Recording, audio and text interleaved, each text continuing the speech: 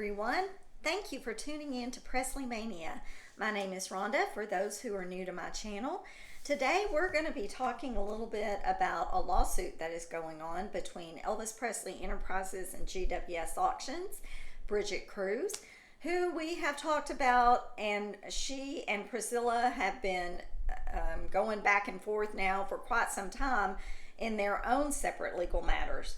But there is a lot of things that is about the Colonel that are going to be coming out this year, and I thought it's kind of interesting to me how we've got this lawsuit going.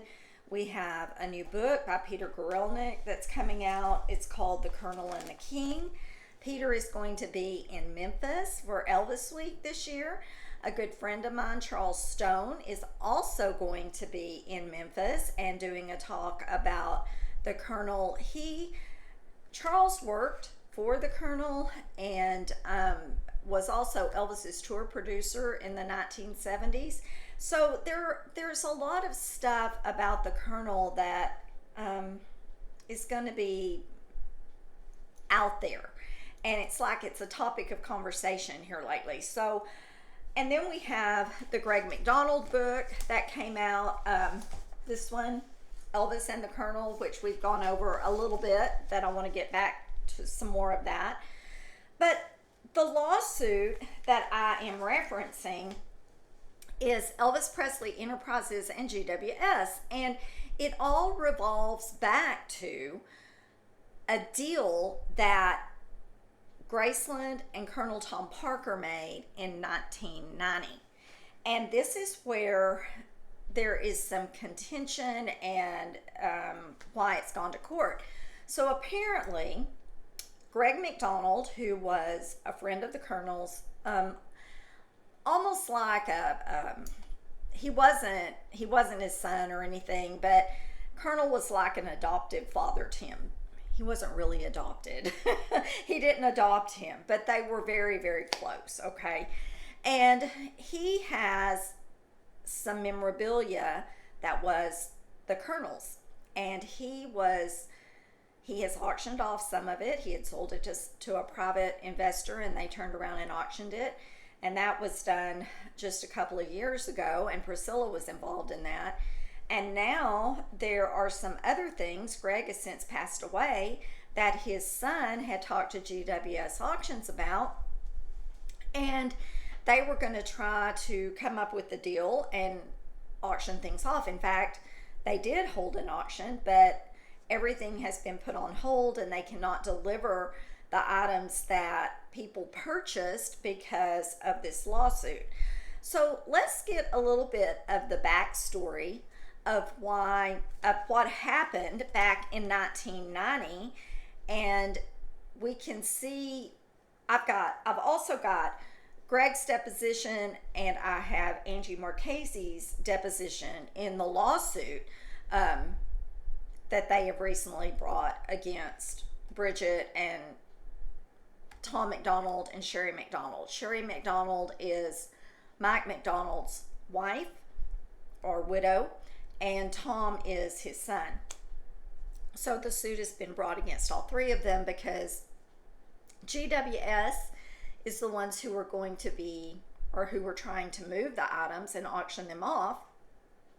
Sherry and Tom are now, they say, the owners of it, and Graceland is saying, Elvis Presley Enterprises, oh no, you're not. So let's get into this. So back on October 23rd, 1990, Tom Parker sent a letter to Jack Soden, and I've got it here, and it says, Friend Jack, enclosed are the papers we talked about over the telephone. I also signed Exhibit A, as I explained to you. I've talked with Tom Diskin and explained to him about Mary's office, Patty's office, and my office. The desk and cabinets they need to work with stay as they are. All the pictures and memorabilia in those three offices you pick up, along with whatever you can use in the back lunchroom. There is a possibility that you may miss something, and if you do, and I find it, you will get it anyway. I am glad you are moving the most valuable materials such as negatives and artwork in your vans and not in the big truck. I also reminded Tom of all the telegrams that I sent while Elvis was in the Army and after. This is good memorabilia for you, so call this to his attention if he forgets. The cashier's check for $1,250,000 is to be turned over to Tom Diskin in Madison, Tennessee. It should be made out to Colonel Tom Parker, does business as All-Star shows, and it leaves his address. It is my suggestion that you have a press release soon as possible so this will not leak out accidentally from other sources. Elvis and the Colonel, wonderful world of show business memorabilia, will be together at Graceland. Your friend, the Colonel. And so then Jack Soden answers him back, or actually Jack sent a letter first, and is telling him that, he's making a single payment to him of $1,250,000. And this is what everything is for, what they're paying for. I'm going to read Exhibit A, and the Colonel signed it, and so did Jack Soden, and this is supposed to be the legal binding agreement that has come under fire because the McDonalds are claiming that what they have is not part of what the Colonel gave Graceland. Okay, so here we go. Exhibit A, this is what the Colonel referred to. Jack refers to it in his letter. This is the contract. The intent and desire of the parties is to convey the entire collection. The entire collection means all Elvis Presley memorabilia, Elvis-related memorabilia, Colonel Parker's wonderful world of show business memorabilia, and those matters related to Colonel Parker's entertainment history located at the Madison House in Tennessee, and those items graciously designated by Colonel Parker to be included from his house in Las Vegas, Nevada.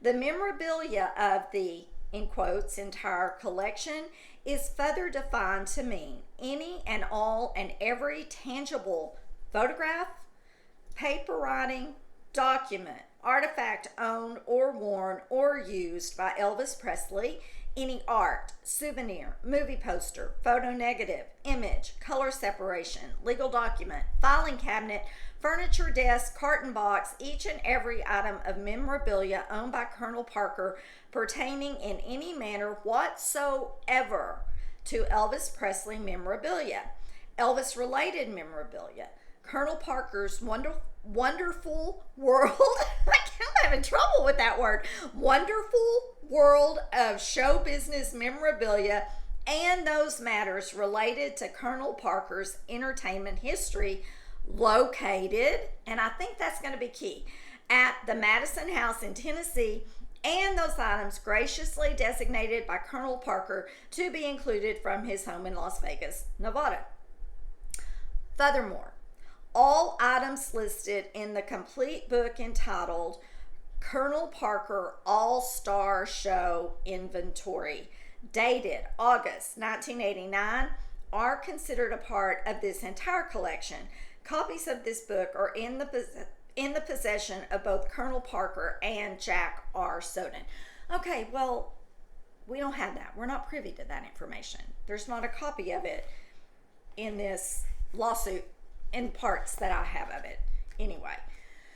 So I think that's going to be key, because let's talk about now what the lawsuit is. They're saying that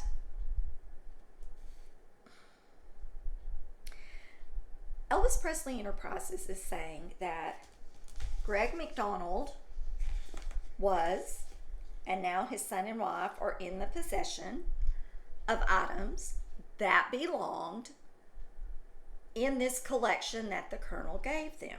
Okay?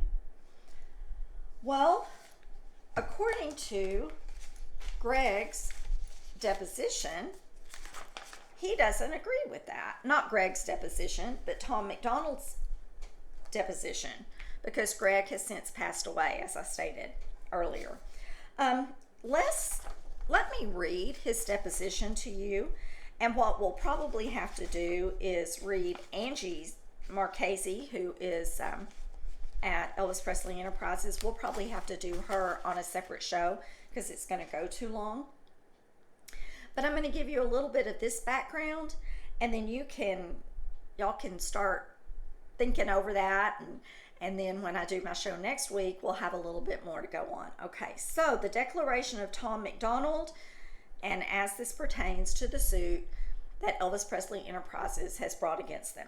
I, Tom McDonald, declare as follows. I am a defendant in the above caption case that has been filed against defendants GWS Auctions, Inc., Brigitte Kruse, Sherry McDonald, and Tom McDonald by Graceland Holdings and Elvis Presley Enterprises Incorporated, dated December 24th, 2024. I submit this declaration in opposition to plaintiff's application for issuance of a writ of possession or a temporary restraining order. I have personal knowledge of all the facts except to those matters stated on information and belief, and as to those matters, I believe them to be true. I have personally witnessed the relationship Greg and Colonel Parker maintained throughout Greg's life. I have personal knowledge of the pieces of property at issue, and I have seen them at one point or another in Greg's possession. If called to testify as a witness, I could and would testify completely under oath. I am the son of Greg McDonald, who passed away in February of 2024. The property at issue in the above captioned case was conveyed to me by Greg prior to his passing. The property was attained by Greg in his decades-long personal relationship with Colonel Tom Parker and Elvis Presley, and was conveyed to me with the express purpose of preserving Colonel Parker's legacy. Greg first met Elvis when he was a teenager in the mid-1960s, working for his father, replacing air filters. He often worked in Las Palmas and surrounding neighborhoods, which hosted many prominent figures in the entertainment industry. On one such call, Greg was called to change the air filter at one of Jack Warner's homes, in which Elvis was vacationing. And I think we may have talked about that a little bit because Greg mentions it in his book. While working on the home, Greg and Elvis began talking about their shared experience in the Assembly of God Church. They further discussed their shared love of gospel music. This conversation would serve as the basis of their relationship, which lasted until Elvis's death in 1977. On the same call, Colonel Parker requested Greg change his air filter as well. While Greg worked on Colonel Parker's request, they too began conversing about Oral Roberts and how his traveling ministry was similar to the Colonel's early carnival days. This was the first time they met, and it sparked a long-lasting relationship between Greg and Colonel Tom Parker. They would become so close, in fact, that Colonel Parker and his wife would come to consider Greg an informally adopted son. Greg started working closely with Colonel Parker in the late 1960s. He started working as Colonel Parker's driver. However, through his dedication and willingness to do anything Colonel Parker needed from him, Greg started taking on more and more. His loyalty and support of Colonel Parker did not go unnoticed, as Colonel Parker would take Greg under his wing as a protege beginning in the late 1960s. In this role, Greg attended numerous meetings and other events related to Colonel Parker and Elvis's business dealings. A lot of this is just background, y'all, so we're going to be getting into the heart of some of it here in just a minute. But I think it's important that you have the backstory, so that's why I'm reading it to you. The lessons Greg learned in these meetings proved to be invaluable. Coming from a family of repairmen, Greg would embark on his own decades-long career in the entertainment industry, starting as a promoter for the Bodie Mountain Express in 1974. This was made possible from the lessons he learned in his time with Colonel Tom Parker. A highlight of his time promoting the Bodie Mountain Express came on December 31st, 1975, when Greg booked them for Elvis's New Year's Eve show with the help of Colonel Parker. I was born in 1974. Colonel Parker joked with Greg that he should give me a great name like Thomas Andrew. Though in jest, Greg named me after Colonel Parker as a dedication to their lasting friendship.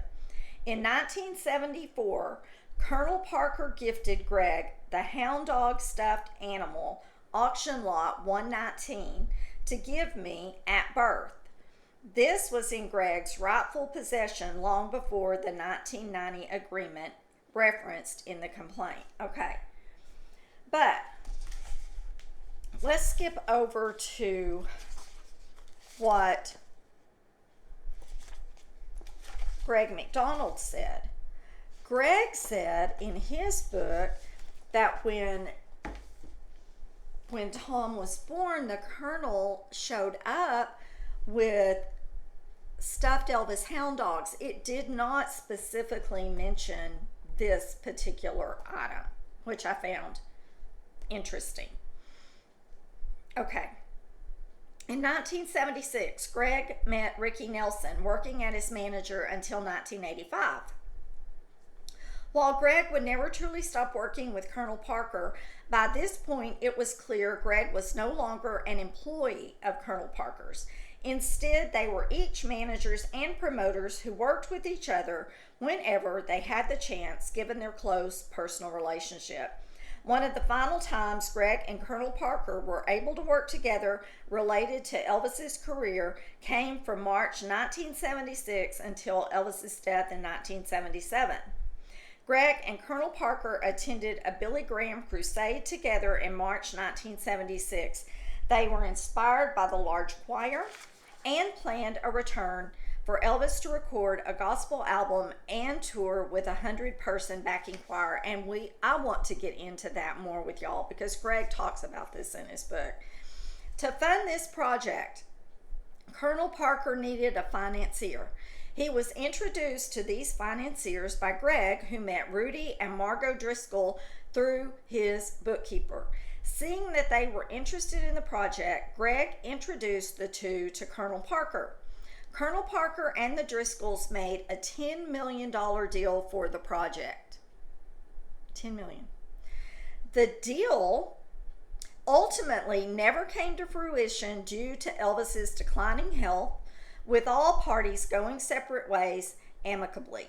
As a thank you for connecting the Driscolls and Colonel Parker, the Driscolls financed a television special for Ricky Nelson and provided Greg with an office at 6430 Sunset Boulevard, Hollywood, California. Some of the items at issue in this case were displayed proudly and prominently at this very location. Okay, well, let's talk about that a minute, because Greg's book,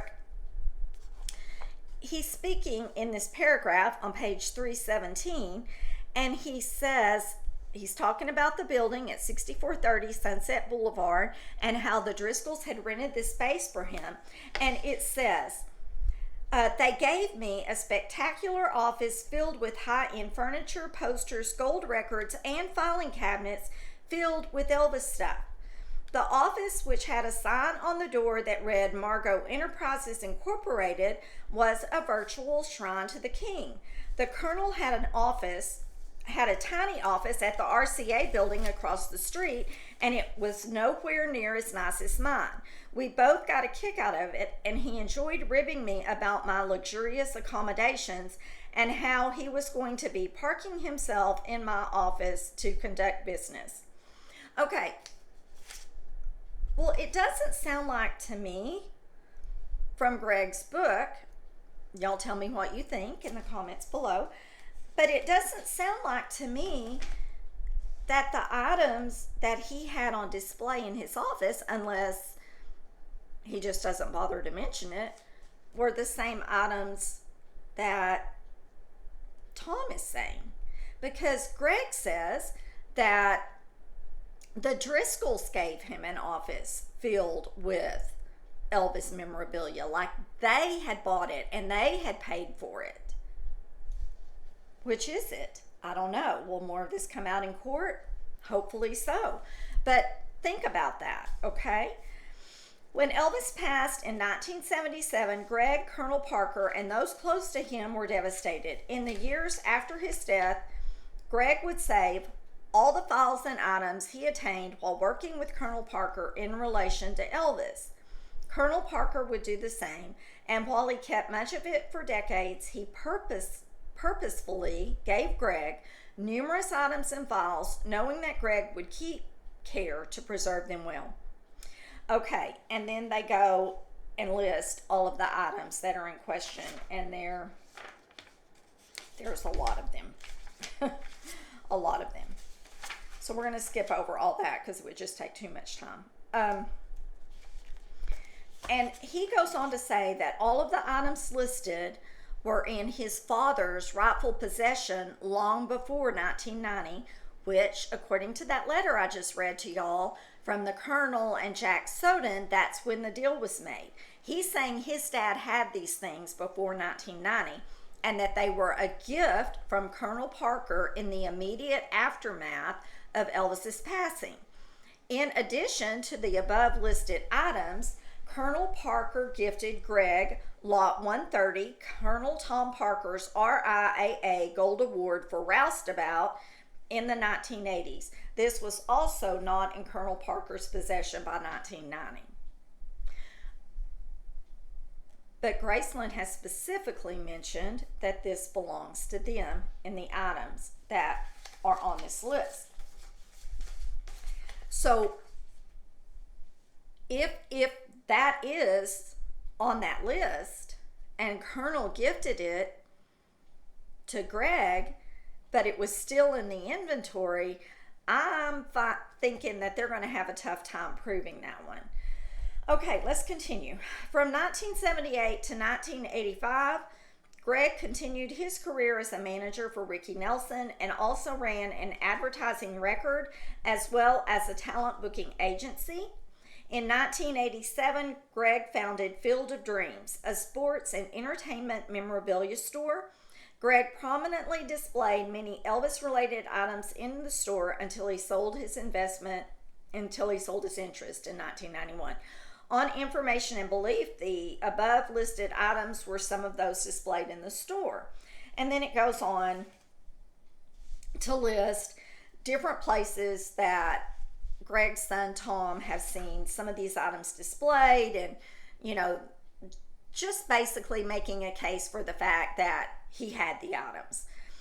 From 1986 to 1989, Greg owned Elvis's home in Palm Springs, Chino Canyon, in which he displayed Elvis-related memorabilia. Isn't that interesting? On information and belief, some of the above listed memorabilia was displayed in the home when Greg owned it. At the time, a representative for the Elvis Presley estate wrote a letter dated October 29, 1986, stating that the estate of Elvis Presley has no objection to you referring to your Palm Springs house as Elvis Presley's Palm Springs Hideaway. On information and belief, Colonel Parker and EPE entered into an agreement to sell items in Colonel Parker's possession in 1990. By the time this agreement was signed, Greg was not an employee of Colonel Parker's, took no part in the negotiations, and knew little, if anything, about the negotiations. Well, Greg mentions in his book about the 1990 deal. He says, the biggest harvest came in 1990 when Colonel Parker unloaded the large collection of Elvis items he had packed away in 4 buildings outside of Nashville. It contained scrapbooks of news clippings, magazine articles, and ads, original contracts for movies and television appearances, letters, telegrams, invoices, and even fan mail going back to 1955. The collection also included multiple samples of original souvenir and promotional memorabilia through the years, including the original pressing plates and artwork from which they were made. Annie had numerous newsreels and interview audio tapes, acetate recordings, original copies of every record Elvis ever released, and thousands of original photographs and negatives spanning Elvis's entire career. Colonel sold the items, which filled 7 semi-trailer trucks and weighed an estimated 35 tons, for a bargain basement price of $2 million. Do y'all see anything wrong with that? It wasn't $2 million. It was $1,250,000. It's a lot of money. It's a lot of difference. The collection, which even included Elvis's 1957 gold lame suit, considered one of the most iconic rock outfits in history, was a wise investment for the estate, as the collection is probably worth 100 times the original asking price more than 3 decades after the sale. It's also a safe bet the collection spawned several projects for Elvis Presley Enterprises, including new and exciting displays at Graceland to keep the faithful coming year after year. And that's Greg's own words written there. So some of the things aren't exactly adding up to me. I'm not taking sides here. I don't know. Right now, what I'm doing is just trying to point out to y'all some of the inaccuracies that I see in between the deposition, what was actually written in the book. But a lot of this stuff could be maybe refuted in a court of law. It could be explained a little better, maybe. And so hopefully we will get that as more and more comes out. Take a little bit of water here. All right, let's go on. So Greg says he knew little, if anything, about the negotiations. So I'm wondering if he found out more about this stuff later, or if that was just his take, just an overview. We'll see. Colonel Parker passed away in 1997. In the years following, my family moved about the country as Greg worked in numerous different roles throughout the entertainment industry. Nonetheless, Greg and Colonel Parker's widow, Loanne Parker, maintained their friendship. Loanne and Greg became frustrated with the public perception that surrounded Colonel Parker. They believed the negative image of Colonel Parker was unfair. This was in large part due to Colonel Parker's own timeless dedication to Elvis's image. He often told Greg that the artist always wears the white hat. This phrase showed that Colonel Parker was willing to let himself be portrayed as the bad guy if it kept Elvis's image from being tarnished in any way. Well, we'll get more into that later on a different show, because it would take a whole one. Because I have thoughts on that. In 2017, on the basis of their friendship, Loanne assigned Greg Colonel Parker's publicity rights and appointed Greg as the sole and exclusive agent, manager, and representative of Colonel Parker's assets and business entities, and they've attached a copy of that. In 2020, Brigitte Kruse met Greg to discuss auctioning some of the items in his possession. He declined to do so. On information and belief, this upset Miss Kruse, who, on information and belief, videotaped Greg without his knowledge and accused him of stealing items that belonged to EPE. These accusations have never been substantiated because Greg never stole property from Colonel Parker, Loanne Parker, EPE, or Graceland. Okay, we all saw, or not, maybe not all of you, but I did. I saw some of those videos, and they were leaked to the press, or not to the press, but they were leaked, and it showed him being filmed. Tom is saying he was filmed without his knowledge. On August 9, 2022, Jack Soden called Greg in relation to an upcoming GWS auction headed by Ms. Kruse on August 27, 2022. And as an additional note for all of you, this is the one Priscilla was involved in. On information and belief, the conversation mostly related to that auction, of which Greg was not a part. On information and belief, Greg told Mr. Soden that the memorabilia he had related to Elvis and Colonel Parker was attained long ago and that some of the items were copies. The August 22 auction pertained to a collection of Colonel Parker's jewelry pieces that Greg attained at some point in the past but had sold to a different party before the 2022 auction. Okay, y'all remember, these are the pieces. There's a video of Priscilla and Brigitte Kruse. And Priscilla is going through going, oh, I remember this one. Oh, I helped Elvis pick out this one. Oh, yes, we gave this to the Colonel. Do y'all remember that? But Graceland didn't seem to have a problem with it. And as a further little note here, they aren't listed in the items they're saying they didn't get. So that brings up how valid is all of this stuff, also in my opinion. So you see, it's kind of a toss-up right now. On information and belief, when Miss Kruse was confronted by EPE about the auction, she reversed the accusation of Greg, stating that it had all been a misunderstanding. Well, no, I don't think that's exactly true either, because they went ahead with that auction. They had it. I hope that's the exact auction I'm talking about. You know what? Let's just double check it. Because I want to be sure that I am not giving you some wrong information.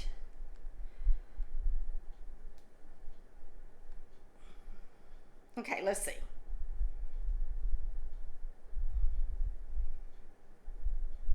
Let me just double check.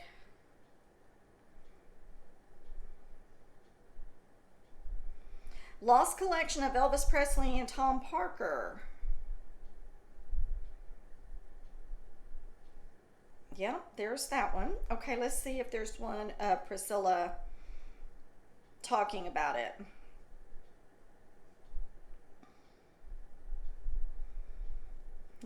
Let me look on something else. Elvis auction. Sorry, y'all. There we go.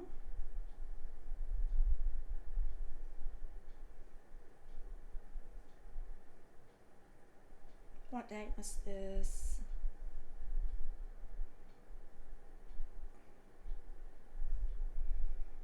Okay. Yeah, I think this is the same thing. I'm just double checking it.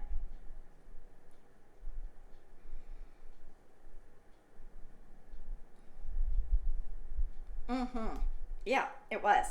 Auction house brings together Elvis Presley's lost jewelry collection. Yeah, this is the one. This is the one.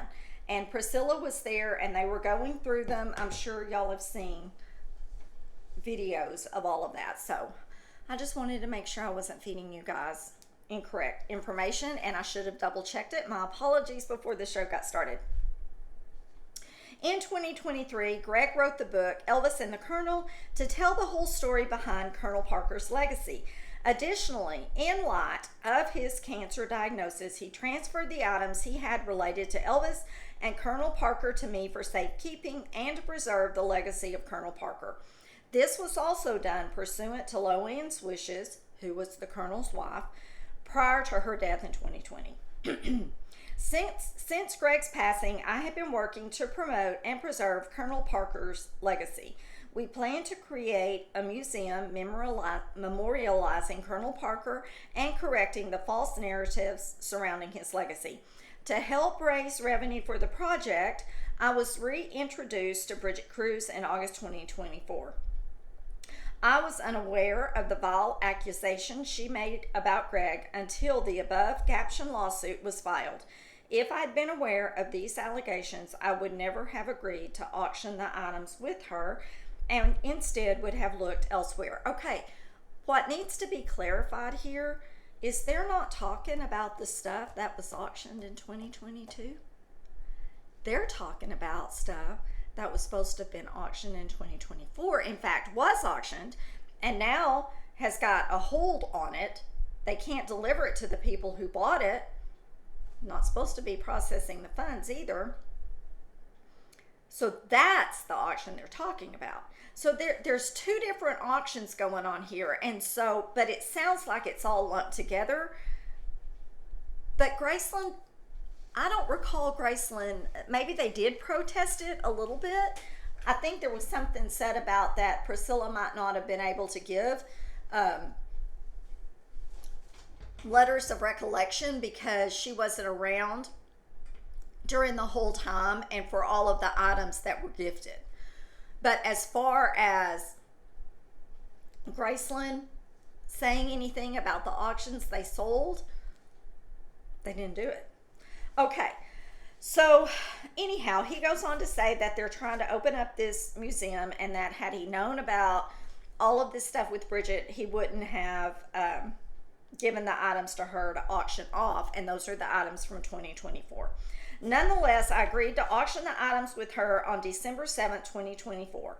On information and belief, Miss Kruse does not appear to believe the items at issue were stolen by Greg, as she agreed to auction them off. And then he signs it, and he's listed a copy of the contract that his dad signed with Lowen Parker and all of that, and we'll get into this at a different point. But there is a lot to this, and it does involve, Priscilla is involved in it to a certain extent. There are items that I don't know, unless we have that inventory list that is mentioned in the letters between Tom Parker and Jack Soden. How would we know? And if those items that Graceland is claiming are theirs weren't in the original inventory list, why wasn't it noted at the time? You see my point? It's like, shouldn't they have taken the Colonel's list and the items they got and one by one checked them off? Oh, we got that. That's missing. Highlight that one. Where are these? Colonel, we're missing this. Why now is it such a big deal? How are you just now figuring out that it's gone? So we will dig into Angie Marchese's testimony or her deposition next. This is all food for thought for you guys, so let me know what you think about it. And just remember, you only get one shot at this life, so live each day to the fullest because you never know what tomorrow's going to bring. So until next week, I'll see you later. Bye, everyone. Thank you.